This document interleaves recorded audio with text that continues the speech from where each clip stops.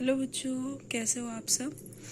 I hope आप सब अच्छे होंगे। चलिए, इसके पिछले लेक्चर में हम लोगों ने फाइलम एनिलिडा स्टार्ट किया था, जिसमें कि हम लोग आज फाइलम एनिलिडा के जनरल फीचर्स को कंप्लीट करेंगे और नेक्स्ट वीडियो में हम लोग एनिलिड फाइलम की क्लासिफिकेशन को देखेंगे। तब तक हम इस वीडियो को स्टार्ट करते हैं। हम लोगों ने इसके पहले पढ़ लिया था कि जो एनिलिडा में मेंबर होते हैं, जैसे ये नेरिस, अर्थवर्म और लीचेस, उनमें कौन कौन से फीचर्स प्रेजेंट होते हैं। अब नेक्स्ट फीचर है डाइजेस्टिव सिस्टम का। अगर आपने इससे पिछले वाला वीडियो या लेक्चर नहीं देखा है तो प्लीज़ उसको जाके देखिए, उसके बाद इस लेक्चर को देखिए। ओके, इसमें डाइजेस्टिव सिस्टम जो होता है वो कंप्लीट होता है, माउथ टू एनस होता है। इसमें एडिशनल स्ट्रक्चर भी प्रेजेंट होते हैं, जिसको गिजार्ड कहते हैं, क्रॉप कहते हैं और टेफ्लोसोल कहते हैं। जो गिजार्ड होता है वो अर्थवॉर्म में प्रेजेंट होता है, ये 8 सेगमेंट में प्रेजेंट होता है अर्थवॉर्म के। क्रॉप जो होता है वो 9 to 18 सेगमेंट में प्रेजेंट होता है, टोटल 10 नंबर में होता है। और ये लीचेस में प्रेजेंट होता है। इसका काम क्या होता है, ये इसकी फूड को स्टोरेज करता है। टेफ्लोसोल और इंटेस्टाइनल सीका जो होता है वो सरफेस एरिया बढ़ाता है एब्जॉर्प्शन के लिए, और ये भी अर्थवॉर्म में प्रेजेंट होता है। और नेरिस में कोई एडिशनल स्ट्रक्चर नहीं प्रेजेंट होता। एनस, इसमें एनस टर्मिनल एनस होता है और इसमें मिडल में होता है। टर्मिनल एनस होता है पाइजिडियम सेगमेंट्स पे, अर्थवॉर्म में भी और नेरिस में भी। लेकिन लीचेस में 26 जो सेगमेंट होता है वहाँ पे एनस प्रेजेंट होता है। इसका रीज़न क्या है, क्योंकि लीचेस में 33 सेगमेंट्स होते हैं, लास्ट के जो 7 सेगमेंट्स होते हैं वो सकर्स होते हैं, इसलिए इनमें 26 नंबर सेगमेंट्स पे एनस प्रेजेंट होते हैं। रिप्रोडक्टिव स्ट्रक्चर, इनके नेचर कैसे होते हैं सेक्स का, ये यूनिसेक्सुअल और डाइसिस भी हो सकते हैं, बाइसेक्सुअल और मोनोइसिस और हर्माफ्रोडाइट भी हो सकते हैं। यूनिसेक्सुअल और डाइसिस कौन होता है, नेरिस होता है, यानी कि मेल और फीमेल रिप्रोडक्टिव सेम में प्रेजेंट होते हैं। बाइसेक्सुअल और मोनोइसिस और हर्माफ्रोडाइट कौन होता है, अर्थवॉर्म और लीचेस में होता है। इनमें गोनेड्स कैसा होता है, टेम्परेरी भी हो सकता है, परमानेंट भी हो सकता है। टेम्परेरी किसमें होता है, नेरिस में, यानी कि सिर्फ ब्रीडिंग सीजन में देखने को मिलता है गोनेड्स। और परमानेंट किस में होता है, अर्थवॉर्म और लीचेस में। ये अदर रिप्रोडक्टिव स्ट्रक्चर भी इसमें प्रेजेंट होते हैं, उसके बारे में अभी आगे स्टडी करेंगे हम लोग।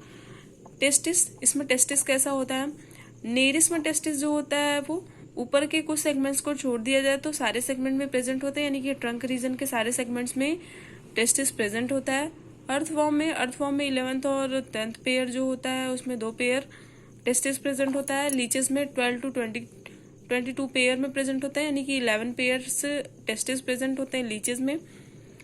इसमें कुछ additional male reproductive structure present होता है, जैसे कि एट्रियम। एट्रियम जो होता है वो लीचेस का फीचर है, जो कि 10 सेगमेंट में प्रेजेंट होता है।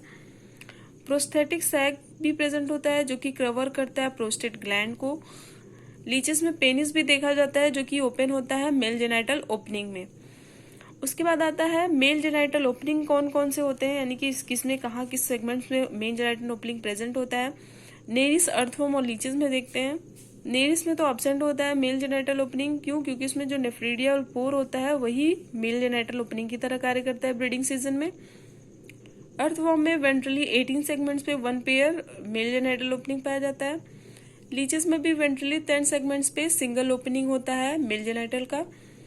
ओवरी कैसा होता है, नेरिस, अर्थवॉर्म और लीचेस में। नेरिस में जो होता है वो कुछ सेगमेंट्स को छोड़ के ट्रंक रीजन के सारे सेगमेंट्स में प्रेजेंट होते हैं, और ये सिर्फ ब्रीडिंग सीजन में देखने को मिलते हैं ovary.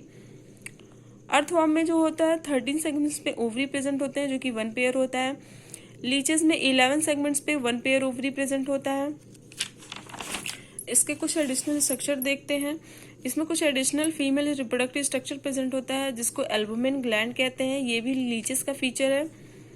Female genital opening Nereis में एब्सेंट होता है, क्योंकि यहाँ पे कोई मतलब कि ओपनिंग इसलिए नहीं पाई जाती क्योंकि इसमें जो नेफ्रीडियल पोर होता है वही एज अ ओपनिंग की तरह कार्य करता है।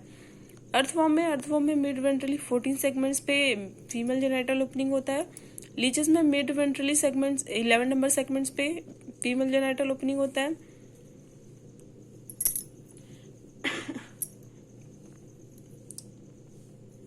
उसके बाद देखते हैं स्पर्मेथिका के बारे में, यानी कि स्पर्म स्टोरेज कैसे होता है।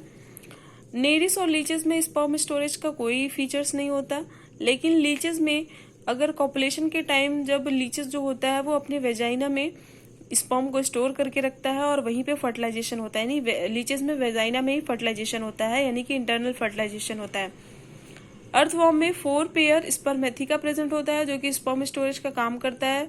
ये 5 to 6, 6 to 7, 7 to 8 और 8 to 9 सेगमेंट में प्रेजेंट होता है, जैसे कि ये फिगर में दिखाया गया है।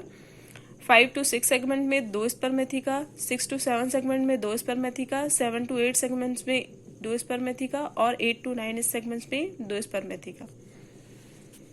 कॉपुलेशन हो भी सकता है और नहीं भी हो सकता है। अगर होता है तो किस में होता है? लीचेस और अर्थवॉर्म में होता है, जबकि नेरिस में कोई कॉपुलेशन नहीं होता है। फर्टिलाइजेशन एक्सटर्नल भी होता है, इंटरनल भी होता है। एक्सटर्नल किस में होता है? अर्थवॉर्म और नेरिस में होता है। नेरिस में तो सी वाटर में होता है, लेकिन अर्थवॉर्म में कोकून में होता है। और इंटरनल किस में होता है? लीचेस में होता है, वेजाइना में, जहाँ पे ये स्पर्म का स्टोरेज करते हैं। डेवलपमेंट डायरेक्ट भी हो सकता है, इनडायरेक्ट भी हो सकता है। डायरेक्ट डेवलपमेंट किस में होता है? अर्थवॉर्म और लीचेस में होता है। और इनडायरेक्ट डेवलपमेंट जो होता है वो नेरिस में होता है और इसमें ट्रोकोफुल लार्वा का फॉर्मेशन होता है। उसके बाद आता है डेवलपमेंट। इसमें जो क्लीवेज होता है वो डिटर्मिनेट और मोज़ेक टाइप का होता है। ये हमने सारे जनरल फीचर्स एनालिड्स के फाइलम में जितने भी मेंबर, यानी कि नेरिस, अर्थवॉर्म और लीचेस के बारे में हमें कंपैरेटिव स्टडी करना था, हमने उसको कर लिया है। अब अगले लेक्चर में हम लोग एनालिड के क्लासिफिकेशन को देखेंगे। तब तक के लिए थैंक यू।